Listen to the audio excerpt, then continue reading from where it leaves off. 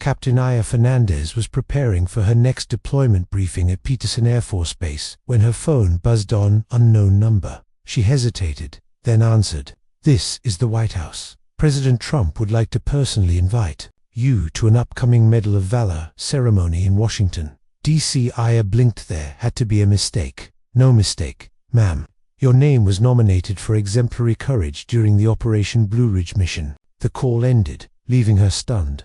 Pride mixed with uncertainty as she stared at the wall, hands trembling as memories surged fire. Shouting, a helicopter engine sputtering mid-air, and her best friend, Lieutenant Rose Mathis, never making it home. Ayla stood in silence before walking outside, eyes on the crisp Colorado sky, whispering, "I'm not ready for this." That evening, she sat on her porch, coffee untouched, the invitation playing over in her mind. It wasn't about politics or recognition, it was about Rose. Everyone called Ayla a hero, but she remembered the moment they decided who would go into the collapsing building. I had hesitated, and Rose went in first. She never came out. That guilt lingered. When Ayla looked at the medal, she didn't see valor, she saw an unfinished goodbye. Her mother called that night, excitedly asking what she'd wear to the ceremony. Ayla replied softly, "Mum, I'm not sure I'm going." Her mother paused. "Ayla, this is huge. You should be proud." Ayla lowered her voice. "I don't know if I deserve it." Ayla replied softly. By the next morning, news of her refusal had begun to spread, in whispers across the base, then on military blogs. Air Force captain declines presidential honor headlines speculated everything from political protest to personal grief. But Ayla had remained silent. In the mess hall, Major Ross approached her. "You sure about this? The White House is persistent. Want you there?" Ayla nodded gently. "I appreciate it, but it's not the right time." Ross gave her a knowing look. "Sometimes showing up isn't just for you, it's for the ones who can't." The words hit her deep, leaving her tray untouched. Ayla walked straight to the memorial wall on base and stood before Rose's photo, fingers tracing the frame. "Is it selfish to stay away?" she whispered. Back in her quarters, she opened her locker and pulled out an old envelope, Rose's handwriting on it, unopened until now.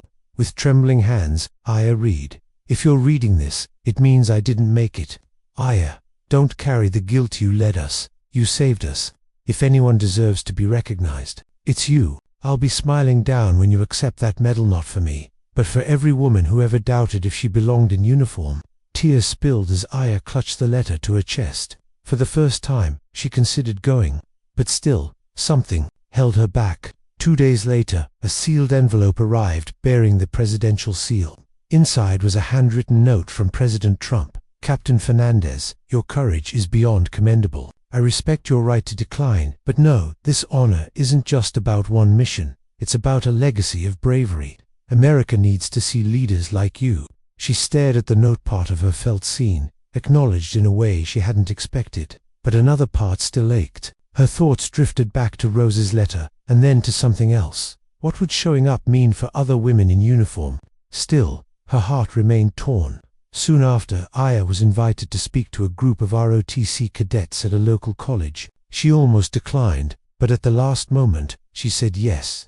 Standing before them, she didn't talk about medals. Instead, she spoke about fear, loss, and resilience. One cadet raised a hand and asked, "Ma'am, what's been your hardest decision?" Ayla paused, refusing an invitation to the White House. A wave of gasps filled the room. "Why?" another cadet asked. She offered a faint smile. "Because sometimes being called a hero doesn't match how you feel inside." The room fell silent, but the looks in their eyes told her everything they understood. Maybe that was her real purpose. Someone had recorded her speech, and within 48 hours it went viral. The hashtag Captain AYAH trended globally. Comments poured in. "She speaks for every soldier who suffered in silence. Her honesty is the real medal. Give her the honor she deserves." Ayla's inbox overflowed. Veterans, students, widows. The nation now knew her name not because she accepted a medal, but because she embraced vulnerability. Still, she hadn't made her final decision. Then, one quiet evening, there was a knock. A woman stood at the door, holding a faded photograph.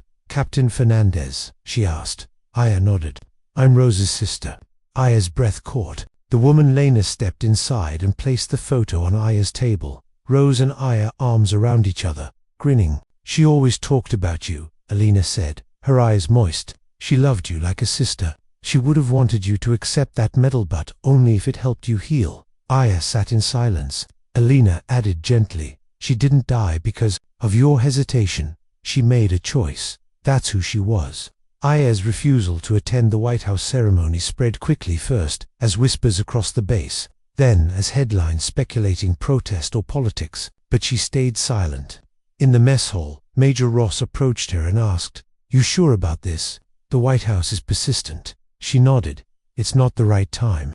Ross replied, "Sometimes showing up isn't just for you, for the ones who can't." The words stayed with her. She walked to the base memorial wall, stood before Rose's photo, and whispered, "Is it selfish to stay away?" Back in her quarters, Ayla opened a long and read letter from Rose, written in case she didn't return. "Don't carry the guilt. You saved us. Accept that medal, not for me, but for every woman who ever doubted she belonged in uniform." Ayla wept, holding the letter to her chest. 2 days later, a handwritten note arrived from President Trump. "Your courage is beyond commendable. This honor isn't just about one mission, it's about a legacy." Soon after, Ayla gave a quiet talk to ROTC cadets, where she admitted her hardest decision was refusing the White House invite. Her honesty went viral. The hashtag #CaptainAY8H spread worldwide, praised for showing strength through vulnerability. Then Rose's sister appeared at Ayla's door with a photo and Rose's letters to other servicemen. "When she would have wanted you to accept that medal if it helped you heal." Ayla realized the award was no longer about her. It was about all of them. She later stood at a memorial in D.C., placing one of Rose's letters beneath the statue of the unknown servicewoman, whispering, "I'm here, Rose."